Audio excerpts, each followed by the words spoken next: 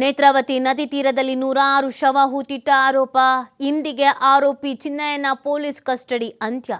12 ದಿನಗಳ SIT police custody ಅಂತ್ಯ. ಇವತ್ತು ಚಿನ್ನಯ್ಯನನ್ನ ಕೋರ್ಟ್ಗೆ ಹಾಜರುಪಡಿಸಲಿರುವ ಎಸ್ಐಟಿ ಮತ್ತೆ ಕಸ್ಟಡಿಗೆ ನೀಡುವಂತೆ ಮನವಿಯನ್ನ ಮಾಡಲಿರುವಂತ ಎಸ್ಐಟಿ ಕೋರ್ಟ್ ಒಪ್ಪಿದ್ರೆ ಮತ್ತೆ 3 ದಿನಗಳ ಕಾಲ ಚಿನ್ನಯ್ಯನನ್ನ ಕಸ್ಟಡಿಗೆ ಪಡೆದುಕೊಳ್ಳಬಹುದಾದ ಸಾಧ್ಯತೆ ಇದೆ ಅನ್ನೋದನ್ನು ಹೇಳಲಾಗ್ತಾ ಇದೆ.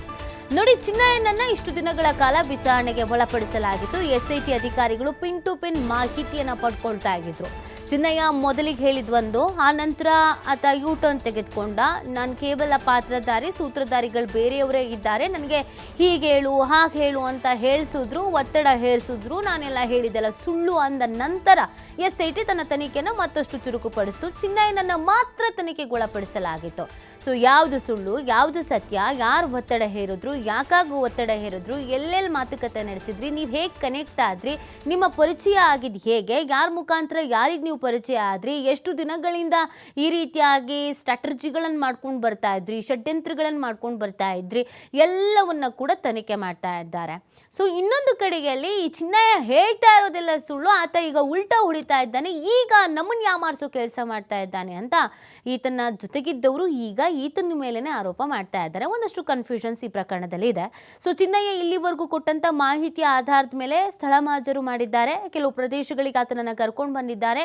ಅಲ್ಲಿ ಈತನಿಗೆ ಸಂಬಂಧಪಟ್ಟ ಅಥವಾ ಈತ ಹೇಳಿದ ಹಾಗೆ ಕನೆಕ್ಟ್ ಆಗುವಂಥ ಕೆಲವೊಂದಷ್ಟು ದಾಖಲೆಗಳನ್ನು, ಹಾಗೆಯೇ ಮೊಬೈಲನ್ನು, ಕೆಲವೊಂದಷ್ಟು ವಿಚಾರವನ್ನು ತಿಳ್ಕೊಂಡಿದ್ದಾರೆ, ವಶಕ್ಕೆ ಪಡ್ಕೊಂಡಿದ್ದಾರೆ.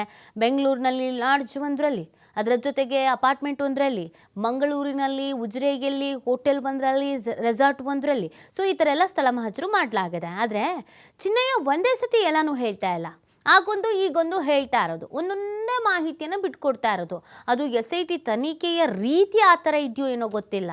ಅದು ಹೇಗೆ ಇದು ಹೇಗೆ ಅಂತ ಕೇಳ್ತಿದ್ದಂಗೆ ಒಂದೊಂದೇ ಸತ್ಯವನ್ನು ಹೊರಗೆ ಹಾಕ್ತಾ ಇದ್ದಾನೇನೋ ಗೊತ್ತಿಲ್ಲ. ಬಟ್ ಚಿನ್ನಯ್ಯನ ತನಿಖೆ ಅನ್ನೋದು ಕಂಪ್ಲೀಟ್ ಆಗಿಲ್ಲ. ಇನ್ನೂ ಆತನಿಂದ ಮಾಹಿತಿಯನ್ನು ಪಡ್ಕೊಳ್ಳೋದು ಸಾಕಷ್ಟು ಇದೆ. ಮಾಹಿತಿಯನ್ನು ತೆಗೆದುಕೊಳ್ಬೇಕು, ಸತ್ಯವನ್ನು ಹೊರಗೆ ತೆಗಿಬೇಕು.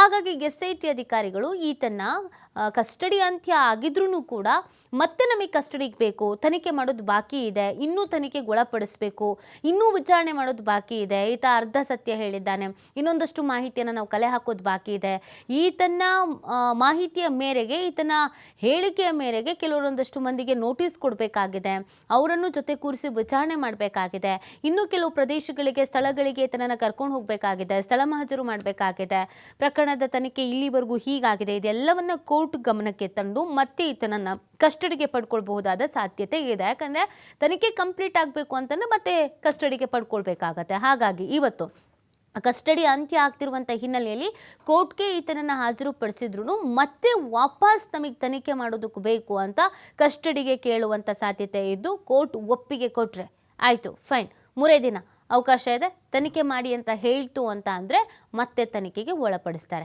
ಆಗ ಈತ ಇನ್ನೇನು ಸತ್ಯವನ್ನು ಹೇಳ್ತಾನೆ, ಇನ್ನು ಎಲ್ಲಿ ಕರ್ಕೊಂಡು ಹೋಗ್ತಾನೆ, ಇನ್ಯಾವೆಲ್ಲ ವಿಚಾರ ಬೆಳಕಿಗೆ ಬರುತ್ತೆ ನೋಡಬೇಕಾಗತ್ತೆ. ಯಾಕೆ ಅಂದರೆ ಈ ಪ್ರಕರಣದಲ್ಲಿ ಕೆಲವು ಸಂಘಟನೆಗಳು, ಹಾಗೆಯೇ ಕೆಲವು ಸ್ವಾಮೀಜಿಗಳು, ಕೆಲವು ಮುಖಂಡರುಗಳು ಇವ್ರುಗಳನ್ನು ಭೇಟಿಯಾಗಿದ್ದಿದೆ, ಮಾತುಕತೆ ನಡೆಸಿದ್ದಿದೆ, ವಕೀಲರನ್ನು ಭೇಟಿಯಾಗಿದ್ದಿದೆ, ಸುಪ್ರೀಂ ಕೋರ್ಟಿಗೆ ಹೋಗಿದ್ದಿದೆ, ಈ ಥರದ್ದೆಲ್ಲ ಹೇಳ್ಕೊಳ್ತಾ ಇದ್ದಾರೆ. ಅದೆಲ್ಲದರ pin to pin in details ಮಾಹಿತಿ ಸಿಗಬೇಕು ಅಂತಂದರೆ ತನಿಖೆನ ಮಾಡಲೇಬೇಕಾಗತ್ತೆ. ಮತ್ತು ಇನ್ನೊಂದೇನು ಅಂದರೆ ಈ ಪ್ರಕರಣದಲ್ಲಿ ನೋಡಿ, ಚಿನ್ನಯ್ಯನನ್ನು ತನಿಖೆಗೊಳಪಡಿಸ್ತಾರೆ, ಚಿನ್ನಯ್ಯ ಅಣ್ಣನನ್ನು ತನಿಖೆಗೊಳಪಡಿಸ್ತಾರೆ. ಆದರೆ ಚಿನ್ನಯ್ಯ ಹೇಳ್ತಾ ಇರುವಂಥ ಕೆಲವು ವ್ಯಕ್ತಿಗಳನ್ನು ತನಿಖೆಗೊಳಪಡಿಸಿಲ್ಲ ಎಸ್ಐಟಿ. ಕಾದು ನೋಡುವ ತಂತ್ರನೋ ಗೊತ್ತಿಲ್ಲ, ಅಥವಾ ಬಿಟ್ಟು ಸರಿಯಾಗಿ ಕಾಯಿಸಿ ಆಮೇಲೆ ತನಿಖೆಯನ್ನು ಮಾಡಬೇಕು ಅಂತನೋ ಗೊತ್ತಿಲ್ಲ, ಅಥವಾ ಚಿನ್ನಯ್ಯ ಹೇಳ್ತಾ ಇರೋದ್ರಲ್ಲಿ ಕನ್ಫ್ಯೂಷನ್ಸ್ ಇದೆಯಾ ಗೊತ್ತಿಲ್ಲ, ಅಥವಾ ಚಿನ್ನಯ್ಯನ ನಡೆ ನುಡಿಯಲ್ಲಿಗೆ ಎಸ್ಐಟಿ ಅಧಿಕಾರಿಗಳಿಗೆ ಒಂದಷ್ಟು ಅನುಮಾನ ಇದೆಯಾ ಗೊತ್ತಿಲ್ಲ. ಏನಕ್ಕೆ ಎಸ್ಐಟಿ ಅಧಿಕಾರಿಗಳು ಕಾಯ್ತಾ ಇದ್ದಾರೆ ಅದು ಕೂಡ ಕುತೂಹಲ ಇದೆ. ಎಸ್ಐಟಿ ಅಧಿಕಾರಿಗಳ ಒಂದೊಂದು ಮೂವ್ ಕೂಡ ಅರ್ಥ ಆಗದಂಥ ರೀತಿಯಲ್ಲಿ, ಯಾರಿಗೂ ತಿಳಿಯದಂಥ ರೀತಿಯಲ್ಲಿಯೇ ಇದೆ. ಎಲ್ಲೂ ಮಾಹಿತಿ ಲೀಕ್ ಆಗಬಾರ್ದು, ವಾಟ್ ನೆಕ್ಸ್ಟ್, ಮುಂದೆ ಅವ್ರು ಏನು ಮಾಡಬಹುದು ಅನ್ನೋದು ಯಾರಿಗೂ ತಿಳಿಬಾರ್ದು ಅನ್ನುವಂಥ ನಿಟ್ಟಿನಲ್ಲಿ ಎಸ್ಐಟಿ ಬಹಳ ಎಚ್ಚರಿಕೆಯನ್ನು ವಹಿಸಿ, ಬಹಳ ಮೃತುವರ್ಜಿಯನ್ನು ವಹಿಸಿ ತನಿಖೆಯನ್ನು ಮಾಡ್ತಾ ಇರೋದು. ಈ ಪ್ರಕರಣ ಅಂತಿಂಥ ಪ್ರಕರಣ ಅಲ್ಲ, ತುಂಬ ಸೆನ್ಸಿಟಿವ್ ಪ್ರಕರಣ. ಧಾರ್ಮಿಕವಾಗಿ, ರಾಜಕೀಯವಾಗಿ, ಸಾಮಾಜಿಕವಾಗಿ, ರಾಜ್ಯದ ವಿಚಾರ ಎಲ್ಲವೂ ಕೂಡ ಇನ್ವಾಲ್ವ್ ಆಗಿಬಿಟ್ಟಿದೆ ಇದರಲ್ಲಿ. ಹೀಗಿರಬೇಕಾದ್ರೆ SIT ಈ ಬೆಣ್ಣೆಯಿಂದ ಕೂದಲು ತೆಗೆಯೋದು ಅಂತ ಹೇಳ್ತಾರಲ್ಲ, ಅಷ್ಟು ಸಲೀಸಾಗಿ ತನಿಖೆಯನ್ನು ಜಾಣ ನಡೆಯಿಂದ ಮಾಡಬೇಕಾಗತ್ತೆ. ಒಂದೇ ಒಂದು ತಪ್ಪಾಯಿತು, ಒಂದೇ ಒಂದು ಎಡವಟ್ಟಾಯಿತು ಅಂತ ಅಂದರೂ SIT ಮೇಲೆ ಒಂದು ದೊಡ್ಡ ಬ್ಲ್ಯಾಕ್ ಮಾರ್ಕ್ ಆಗಿಬಿಡುತ್ತೆ. ಹಾಗಾಗಿ SIT ಅಧಿಕಾರಿಗಳು ಕೂಡ ತನಿಖೆಯ ಸುಳಿವು, ತನಿಖೆ ಯಾವ ಆ್ಯಂಗಲಲ್ಲಿ ನಡೆಯುತ್ತೆ, ಯಾವ ದಿಕ್ಕಲ್ಲಿ ನಡೆಯುತ್ತೆ, ಯಾರನ್ನು ವಶಕ್ಕೆ ಪಡ್ಕೊಳ್ತಾರೆ, ಯಾರನ್ನು ತನಿಖೆಗೆ ಒಳಪಡಿಸ್ತಾರೆ, ಯಾರನ್ನು ಸಾಕ್ಷಿ ಮಾಡ್ಕೊಳ್ತಾರೆ, ಯಾರನ್ನು ದೂರುದಾರ ಮಾಡ್ಕೊಳ್ತಾರೆ, ಯಾರನ್ನು ಆರೋಪಿ ಮಾಡ್ತಾರೆ, ಯಾವುದು ಕೂಡ ಗೊತ್ತಾಗ್ತಾ ಇಲ್ಲ. ಸದ್ಯದ ಮಟ್ಟಿಗೆ SIT ಒಂದೇ ಒಂದು ಮಾಹಿತಿ ಕೊಡ್ತಾ ಇಲ್ಲ. ನಿನ್ನೆ ಪ್ರಣವ್ ಮೊಹಂತಿ ಅವರು ಗೃಹ ಸಚಿವರನ್ನ ಭೇಟಿಯಾಗಿದ್ರು. ಗೃಹ ಸಚಿವರನ್ನ ಭೇಟಿಯಾದಂಥ ಸಂದರ್ಭದಲ್ಲಿ ಗೃಹ ಸಚಿವರ ಮನೆಗೆ ಹೋಗ್ಬೇಕಾದ್ರೆ ಅವರನ್ನ ಮಾತನಾಡಿಸುವಂಥ ಪ್ರಯತ್ನವನ್ನು ಮಾಧ್ಯಮಗಳ ಮಾಡಿದ್ರು ಮೊಹಂತಿಯವರ ಮುಖದಲ್ಲಿ ಒಂದು ಚಿಕ್ಕ ರಿಯಾಕ್ಷನ್ಸ್ ಕೂಡ ಇಲ್ಲ, ಭಾವನೆಗಳೇ ಇಲ್ಲದ ರೀತಿಯಲ್ಲಿ ಅವ್ರು ನಡ್ಕೊಂಡು ಬರ್ತಾರೆ. ನಾನು ಆಮೇಲೆ ಹೇಳ್ತೀನಿ, ತನಿಖಾ ಹಂತದಲ್ಲಿದೆ, ಈಗ ಮಾತಾಡಲ್ಲ, ತನಿಖೆ ನಡೀತಾ ಇದೆ, ಯಾವ ಸ್ಟೇಟ್ಮೆಂಟ್ಗಳನ್ನು ಕೂಡ ಕೊಡಲ್ಲ. ಇಲ್ಲಿವರೆಗೂ ತುಟಿಕ್ ಪಿಟಿಕ್ ಅಂತ ಹೇಳ್ತಾ ಇರಲಿಲ್ಲ. ಯಾಕೆ ಅಂತಂದರೆ ಈ ಪ್ರಕರಣದಲ್ಲಿ SIT ಅಧಿಕಾರಿಗಳಿಗೂ ಒತ್ತಡ ಇದೆ, ಈವನ್ ಸರ್ಕಾರಕ್ಕೂ ಕೂಡ ಒತ್ತಡ ಇರುತ್ತೆ. ಈಗಾಗಲೇ ವಿರೋಧ ಪಕ್ಷದವರು, ವಿಪಕ್ಷಗಳು ಹೋರಾಟದ ಹಾದಿಯನ್ನು ಹಿಡಿತಾ ಇದ್ದಾರೆ. ಸೆನ್ಸಿಟಿವ್ ವಿಚಾರ ಆಗಿರುವಂಥದ್ದು, ವಿದೇಶಿ ಫಂಡ್ ಅಂತ ಹೇಳ್ತಾ ಇದ್ದಾರೆ, ED ಎಂಟರ್ ಆಗಿದೆ. ಹಾಗಾಗಿ ತನಿಖೆಯನ್ನು ಸೂಕ್ತ ರೀತಿಯಲ್ಲಿ ಮಾಡಬೇಕಾಗತ್ತೆ. ಚಿನ್ನಯ್ಯನನ್ನು ಮತ್ತೆ ಕಸ್ಟಡಿಗೆ ಪಡ್ಕೊಂಡು ವಿಚಾರಣೆಯನ್ನು ಮಾಡಿ, ಇನ್ನಷ್ಟು ಸ್ಥಳಗಳನ್ನು ಗುರುತಿಸಿ, ಇನ್ನಷ್ಟು ಸ್ಥಳಗಳಲ್ಲಿ ಮಹಜರನ್ನು ಮಾಡಿ, ಆಮೇಲೆ FSLನ ವರದಿ ಬರಬೇಕಾಗಿದೆ. ಕೆಲವೊಂದು ವಿಚಾರಲ್ಲಿ FSL ವರದಿ ಬರೋ ತನಕ ಕಾಯಬಹುದಾದ ಸಾಧ್ಯತೆಗಳು ಇದೆ.